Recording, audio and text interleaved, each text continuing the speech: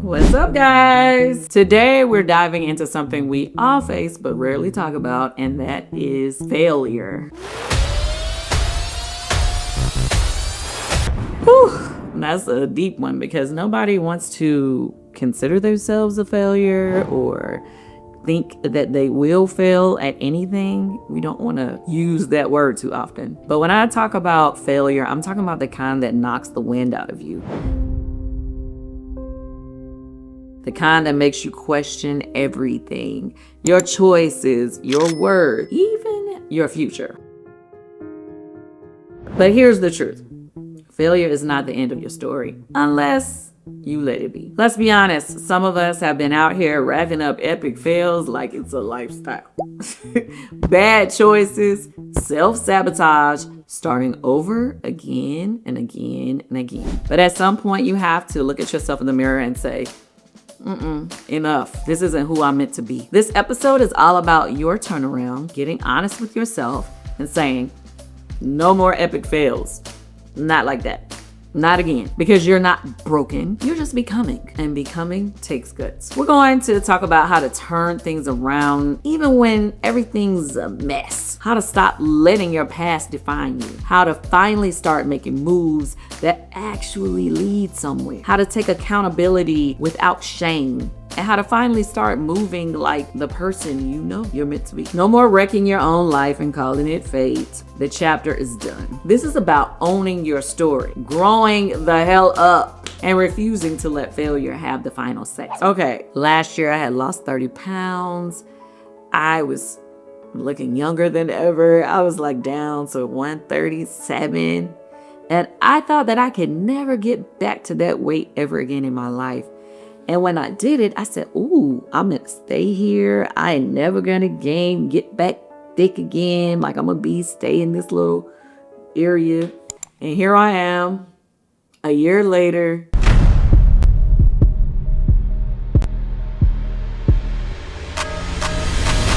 Back at 160. I am the hottest ass on tour, apparently. I'm like, how did I let that happen? How did I get so comfortable in just eating what I wanted and not working out? But here's the truth. Failure is not the end of your story, unless you let it be. This isn't who I'm meant to be. This episode is all about your turnaround. This is about owning your story. So let's talk about it. Let me get comfortable while I'm telling us all to get uncomfortable. It's time to grow up, level up, and show up for yourself like never before, okay? Number one, let's stop dancing around it. It's time to stop pointing fingers and start getting brutally honest with the one person who can actually fix it. You have to stop sugarcoating. You have to call yourself out. Stop blaming bad luck, bad timing on other people. Look at the role you played. Be real about the habits, the choices, the patterns you've been clinging to, even when you knew better. Okay, last year I had lost 30 pounds. I was looking younger than ever. I was like down to 137. And I thought that I could never get back to that weight ever again in my life. And when I did it, I said, ooh, I'm going to stay here. I ain't never going to get back thick again. Like I'm going to stay in this little area. And here I am, a year later, back at 160. I'm like, how did I let that happen? How did I get so comfortable in just eating what I wanted and not working out? Like that was a pattern that I had been doing prior to losing the weight last year that I knew did not work for me. So why did I keep doing it? As if I wasn't going to get the results from the past. I mean, it happens in life lessons as well. You know, not just in myself and people around me that I see. Like, you know what? I hate when, even if I try to help someone, but they constantly being their own worst enemy. And I've been sitting there like, now, what more can I do for you? I gave you the money to help you out the situation, gave you a solution, because you know how they say, well, don't just give the man the fish, you better teach him how to fish. I'm like, okay, I done put you in a situation trying to help you level up, but yet you still find a way for everything to go haywire in your life. And I'm like, okay, that is like, It's bothering me. It's not bothering you. Like, I don't understand that. Failure is not random. You have to take a look at the pattern. Whatever it is, like, name it.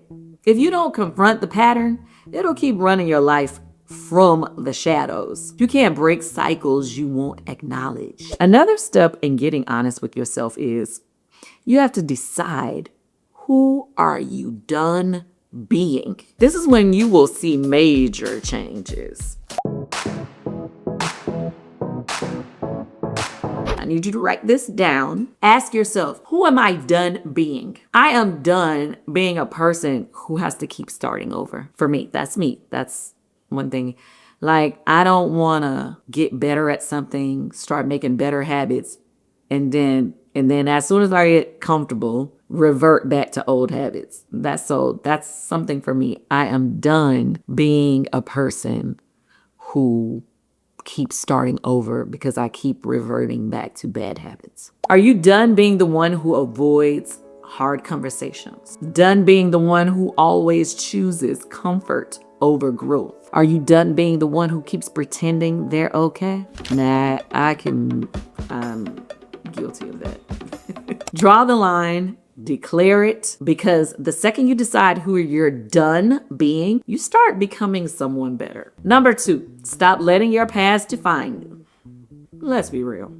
Some of you are dragging your past around like it's your identity. Like the mistakes you made, the pain you lived through, or the version of you that didn't know better still gets to run the show today. You do not have to let your past write the rest of your story. Your power is how you frame what happened. Stop playing victim in the script that you wrote, child. Like, we are not her, okay? Stop sharing the same story from a place of blame and pain. Stop saying that broke me. It's time to change that language and say that built me. Another thing I like to say for myself is I don't like to use excuses. So even if I felt like something broke me, I'm not staying there. That's not my excuse to stay in that place. You don't owe your old version anything but the truth. And the truth is, you've outgrown that version of you. The one who settled, who stayed quiet, who gave up, who kept choosing chaos. Let them go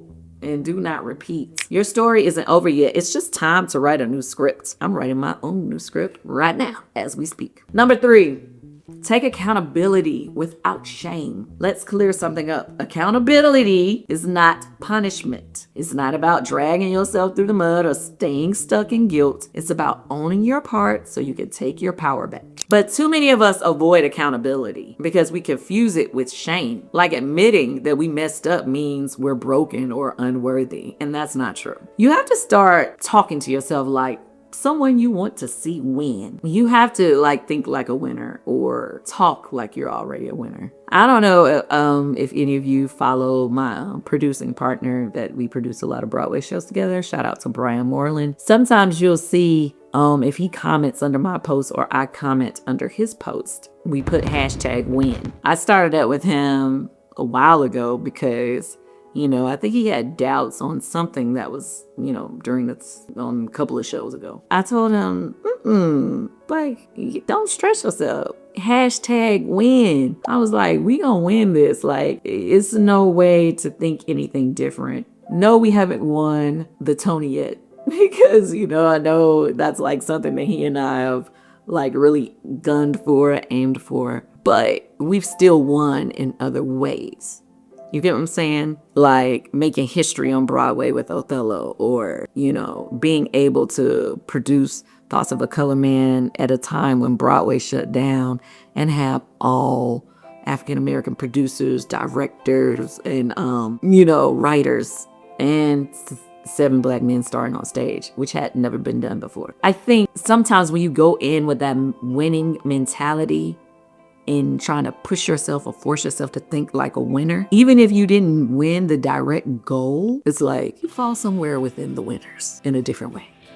Does that make sense? I don't know. With that being said, you want to push yourself to win and all the people around you. You want to be a part of a winning team, a winning circle. And if those people around you don't want to win or they didn't give them that same energy, it's okay to keep it moving because this is our journey for ourselves to get where we want to be. We can't allow a failure or thoughts of failure to hold us back. You have to have a talk to yourself like you're rooting for your own comeback. You know, if something goes wrong, or if, let's just say, you had something publicly happen to you that, or even in your circle that, you know, got you looking crazy, because we tired of looking crazy out here in these streets, okay? We can't fall into that. We can't fall into that negative vibe or the fear of what we feel people are saying or any of those things.